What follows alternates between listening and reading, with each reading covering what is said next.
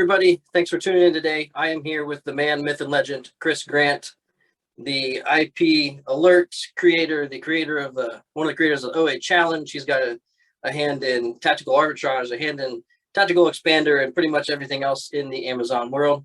So I brought Chris on here for a quick 5-10 minute video. We're going to talk about IP complaints, intellectual property complaints, what they are, how to fight them, how to prevent them, and whatever else we can come up with.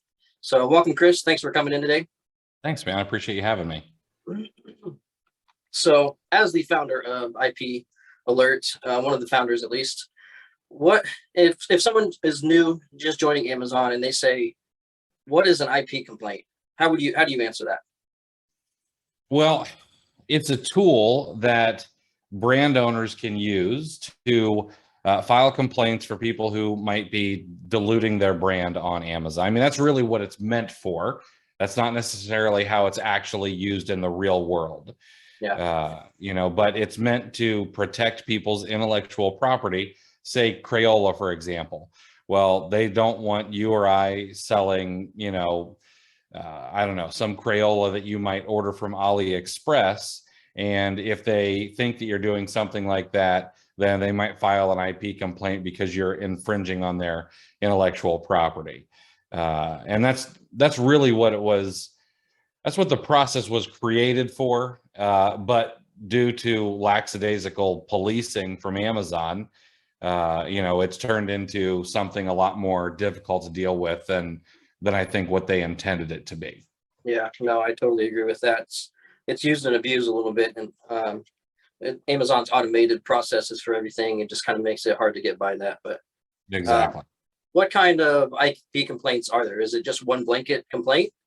Well, no, there's a couple of kinds of complaints, and the one that you probably most frequently see is a counterfeit complaint, which is done through the IP complaint system. They'll say counterfeit, and sometimes, well, now, as of, I don't know, a couple of weeks ago, I guess, now they can do a counterfeit without a test buy, which makes zero sense whatsoever. It used to be that the rules were you had to file a counterfeit complaint, but you had to do a test buy first. Now, no one ever did this, or very rarely did a test buy to see if something was counterfeit. But now Amazon just says, oh, well, don't even worry about a test buy. If you want to go ahead and say that someone's selling a counterfeit product of yours, go ahead and just tell us, and then we'll make them prove it. Okay. Yeah. So it used to be where you would have to, the complainer, I guess, would have to make a purchase from whoever they thought was, doing their property without consent. So now they're saying you don't even have to do that. You can just, I think that's counterfeit. Let's just open a complaint. Exactly. Okay. And of course, this is all speculation, but I would imagine, Amazon, as much as we like to think that maybe Amazon doesn't know what they're doing, they know what's going on. I just don't think they like to stick their hands in a lot of places, because that way they can say, oh, well, we didn't touch it. We didn't deal with it. So it's not on us. Yeah. And if you talk to any good corporate attorney, they know that that's a pretty good game to play. So, back in the day, you could file a counterfeit complaint, and all you had to do was check a little box that said, oh yeah, I did a test buy. Well, my guess is Amazon realizes that people were completely lying about that. So let's make the process even easier. Okay. So you have a counterfeit. What other kind of complaints could you possibly run into? You can do a trademark, IP complaint where you might be infringing on someone's trademark. And then there's copyright. The copyright ones are going to be a lot of times, let's say you go and create a listing on Amazon, and you decide to, I don't know, go to HeinzKetchup.com and pull the pictures of the product from Heinz. Well, those pictures are copyright. And so if you throw them up onto another platform, you are infringing on someone's copyright. Now, I mean, it's a product image, should it really be a big deal? Probably not. But in the eyes of the law, that's the way it is. So you can infringe on their copyright for those kind of things. So you can get in trouble for that as well. Okay. So let's just say someone does get a counterfeit complaint filed against them. What actions do they have? What options do they have to try and get that reversed, or do they just live with it and go on about hoping that they don't get shut down? And along Well, with that, how many of these complaints can a seller get before Amazon's like, you're done? those are good questions, and let's talk about the how many before you're done question, Sure. because I would love to be able to say, oh well, you know what, 10 and you're out, okay, but that's not the case. Maybe I could get 10, maybe I could get 50 of them and still not get suspended, and maybe you get one and you get suspended. It is so all over the place that there's just not a perfect answer. Now, Okay. are the chances that if you get one IP complaint that your account's going to get nuked? Probably not. 3, 4, 5 within your first couple of weeks or couple of months selling on Amazon, it's more likely that you would get suspended. I've got an account that's 11 or 12 years old. Could I get 15 or 20 of them? I could probably get that many and still be okay. But one thing that I think is important is, we've got this quote unquote permanent record with Amazon, just like we had when we were in school. That's going to go on your permanent record. Yeah. Well, everything does. Everything, Amazon sees everything on the back end of your account. And so no matter what, even if it doesn't come off of your account, you should try. So that way you can show Amazon that you are proactive, you want to do the right thing. That way down the road, if the worst happens and you do get suspended, you can say, well, I've really done my best to make sure that I'm proactive. I'm trying to handle these small issues when they come up. That way, Yeah. when a big one comes up, it's a little bit easier to deal with. Okay. Kind of cover your bases along your route. Absolutely. And now someone gets an IP complaint against them, let's just say it's counterfeit. What course of action should they take? Well, in my opinion, the very first course of action should always be to reach out to the complainant. Okay. I think that's also what Amazon suggests too. Yeah, As the first absolutely. step. They really want you. So here's the thing about IP complaints. Amazon, and the reason Amazon makes it so easy is because they don't want to be the go-between. They Yeah. want it to be between you and the brand. Now, part of the problem is you could get an IP complaint and the complainant could be 8675309 at qq.com, which is obviously probably, some Chinese seller or one of your competitors. Yeah. I mean, I could file an IP complaint against you if I really wanted to. So you should reach out and you should try multiple times, and you could say, hey, listen, I didn't know that this was an issue. If it's a counterfeit complaint, you could say, I'm not selling counterfeit items. We source these items from reputable places. You could even say, I sourced this from Target or wherever. Would you retract the statement, or would you retract it? And I would try that several times. If you don't get any response or they tell you to pound sand, then it's time to go to Amazon and say, hey, you know what? Here's all of our proof. Here's proof that we reached out to the complainant. Here's proof that we, our inventory sourcing is on the up and up, and annotate everything. Okay. Don't make anything look like you're trying to, make it look more official. One of the things I do when I annotate things like receipts and invoices is I always use the color red, because that's typically not going to be on an invoice or a receipt, and they're going to know automatically, okay, well, this is an annotation. It's not him trying to forge anything. Okay? Yeah. But send that all to Amazon. And then I think one of the biggest things is you have to be, I don't know if the word is stubborn or diligent. It maybe is both. Persistent. But yeah, you need to be persistent and keep going back and hammering the issue home as long as you're doing everything correctly, because those people have to deal with tons and tons of these things every single day, and it's easy to say no and use some of their swipe copy and tell you that you didn't give them the right information and move on to the next thing. So you have to be as diligent as you can be until Amazon actually has a real person read over your POA or whatever you send Amazon. Okay. So far we've covered kind of reaching out to the complainer and trying to, get it resolved with him.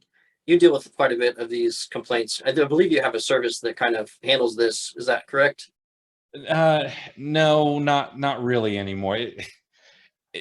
I have done several hundred suspensions and IP complaints and things like that, but I'll be honest, it's soul sucking. Yeah. Because it's either you just can't get it done for someone, and then of course you've let them down, and it feels bad, but you've done all the work. Yeah. Or on the other end, you put in all the work and you do actually get it removed for them and everyone's happy, but I tend not to do them any longer. That's fine. So going back on your experience of handling so many, how often does reaching out to the complainer get anything resolved? I don't know, maybe 20-30% of the time. Okay, so that's more than I expected, actually. So there is a chance that they'll respond. And if they don't, you need to have a plan of action, a POA, right? Yep. That's what you're going to submit to Amazon. Is there a one size fits all plan of action that, a template that everybody could use that would essentially eventually get the job done? I wish there was. Okay.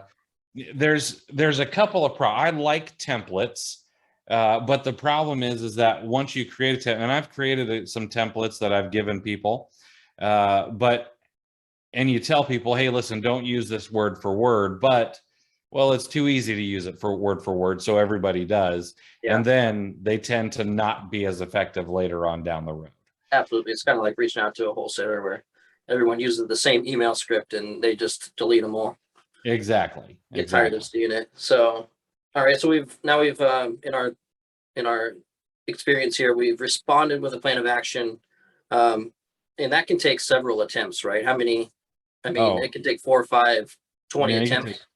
Take 4, 5, 20, 50. It could take tons and tons of attempts. Absolutely. Okay. So either we get it resolved, or let's just say that we don't for this example. I guess, what is the seller's moving forward? What can they do to prevent it? And how long until that complaint kind of falls off their account, or does it ever? Well, I mean, it's always on your permanent record. Okay. But I think it stays in account health for 180 days or something like that. It used to be like 90 days, and now I think it's 180. Yeah. That'll stay in your account. That's something else we could talk about, the suspected IP complaint versus the actual. Mm-hmm. What is the difference there? So suspected IP complaints, see, these ones I think are a lot easier to sidestep and not have happen. So suspected IP complaints typically they're from a bot. I mean, let's just be honest about that. Yeah. Amazon's got a bot out there, and it's like, oh, well, we think that this might cause an IP complaint, so we're going to go ahead and just give you a ding on your account, and say that you've got a suspected IP complaint coming at you. And something could or could not come out of that eventually.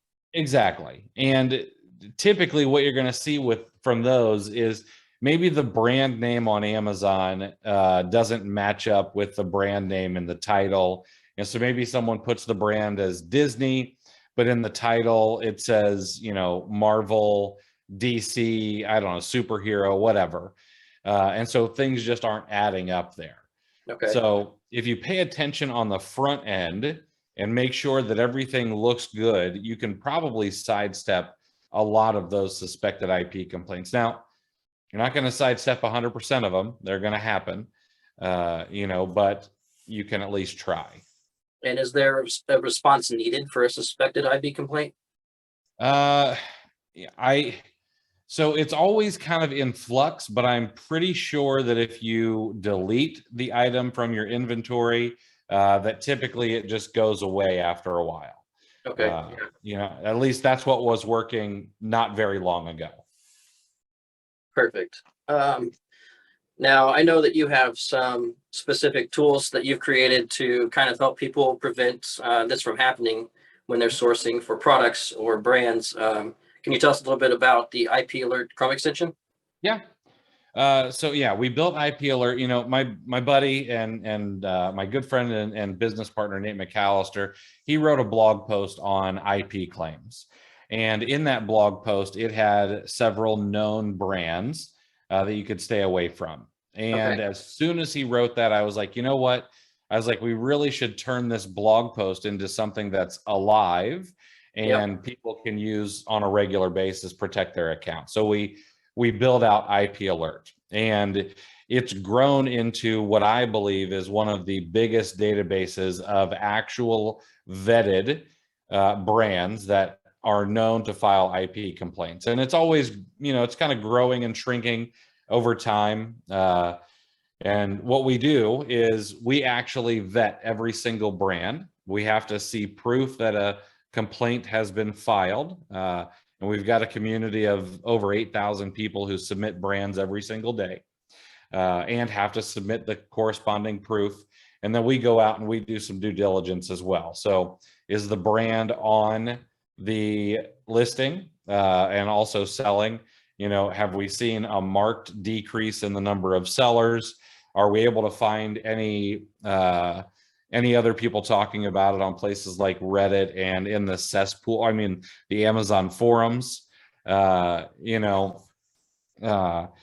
then we also remove brands sometimes.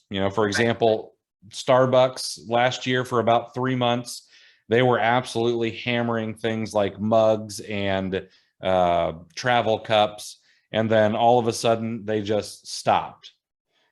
They never went after coffee. But for the past year or so, they stopped dealing with mugs and cups, and so we removed them from the brand registry. So it's always kind of in flux, and we try to do our best to make sure that it's the most up to date and the most accurate out there.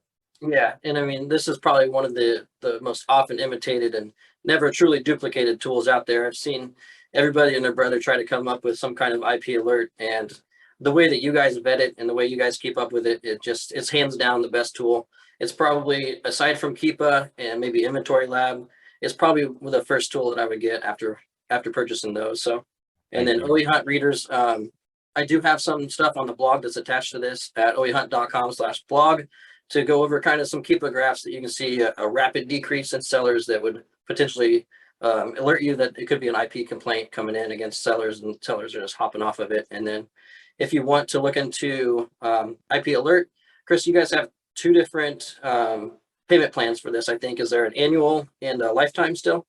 Yeah. So there's an annual. It's a little bit less expensive, but you have to pay for it every single year. And those ones, I work on it every single day. Matter of fact, I worked on it right before we hopped on this video. But then you can also, I want to say for, I don't know, it's like $200. You can get a lifetime license. So you pay for it one time and you never have to pay for it ever again. Okay, perfect. And then OE Hunt readers, you can use OE Hunt 30 to save $30 off that lifetime price. And I don't know if it takes 30% off of annual subscriptions, but there is some kind of discount that you do get with it. So if you want to go that route, but I think going lifetime, anytime you can buy something lifetime, it's definitely worth the investment up front. Yeah, that code should do $30 off the first year of the annual if you decide to go that route. Perfect.